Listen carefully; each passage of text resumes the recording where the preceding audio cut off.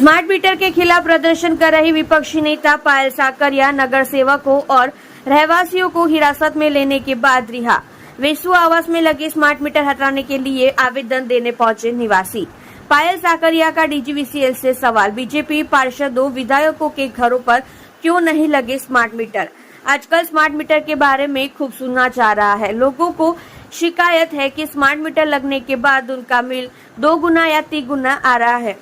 ऐसा ही एक मामला सूरत के वेसु में आवास के निवासियों का था, जिनका बिल 2 महीने तक 1000 या 1500 आता था। उनका भी स्मार्ट मीटर लगने के 15 दिन के भीतर 3000 का रिचार्ज हो गया। इसलिए आवास के निवासियों ने विपक्षी नेता पायल साकरिया से संपर्क किया और इस मामले में न्याय की गुहार लगाई। आज सूरत महानगर पालिका की विपक्षी नेता पायल साकरिया के नेतृत्व में आपके नगर सेवक कुंदन कोठिया, मनीषा कुकड़िया और नेता वेसु आवास के रहीशों कापोद्रा स्थित डीजीवीसीएल कार्यालय गए। नेता प्रतिपक्ष पायल साकरिया ने डीजीवीसीएल अधिकारियों से पूछा कि आपने किसकी अनुमति से स्मार्ट मीटर लगाए हैं।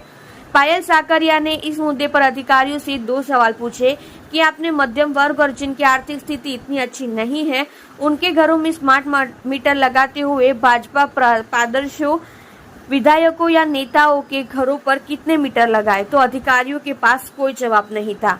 दूसरे सवाल में पूछा गया कि बिना किसी से पूछे आप स्मार्ट मीटर कैसे लगा लेते हैं।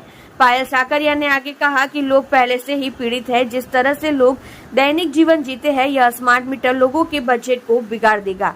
मध्यम वर्ग कर्ज की किश्तों, घरेलू खर्चों, लड़कों की स्कूल की फीस, अन्य तीसरे खर्चों आदि से पीस रहा है। अब और अधिक बोझ नहीं उठाया जा सकता। यह सरकार हर दिन नए फैसले और फतवे निकालती है, जिसका असर आम आदमी पार्टी पर पड़ता है। इन सब बातों के बीच कापोद्रा पुलिस के स्टाफ के लोग पहले से ही मौजूद थे। इससे पहले कि वे स्थिति को बढ़ा पाते, उन्होंने विपक्ष की नेता पायल साकरिया, नगर सेवक कुंदन कोठिया, मनीषा कुकड़िया और वेसु आवास के स्थानीय नेताओं को हिरासत में ले लिया और उन्हें कापोद्रा पुलिस स्टेशन ले गए। हालांकि सभी को देर से छोड़ा गया। जी, આજે હું પાયલ સાકરિયા, સુરત મહાનગરપાલિકા વિરોધ પક્ષ નેતા અને સાથે અમારી આમ આદમી પાર્ટીના નગર સેવક શ્રી એવા કુંદનબેન અને મનીષાબેન પણ છે। અને આજે સુડા આવાસના જે રહીશો છે એ તમામ લોકો ડીજીવીસીએલ કચેરી ખાતે આવ્યા છે, કેમ કે એમના ઘરોની અંદર સ્માર્ટ મીટરો લગાવી દેવામાં આવ્યા છે વગર કોઈ પરમિશને, કોઈ પણ પૂછવામાં નથી આવ્યું સ્માર્ટ મીટર લગાવી કે ના લગાવીએ, વગર પરવાનગીએ સ્માર્ટ મીટરો લગાવી દેવામાં આવ્યા છે।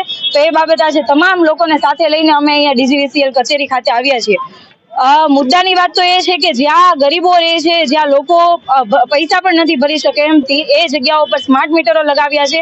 એ જ વેસુની અંદર ત્યાંના સાંસદ પણ રહે છે, કેમ સાંસદના ઘરે નથી સ્માર્ટ મીટરો લગાવાયા, કેમ ત્યાંના ધારાસભ્યના ઘરે સ્માર્ટ મીટરો નથી લગાવાયા, કેમ ત્યાંના કોર્પોરેટરોના ઘરે સ્માર્ટ મીટર નથી લગાવાયા।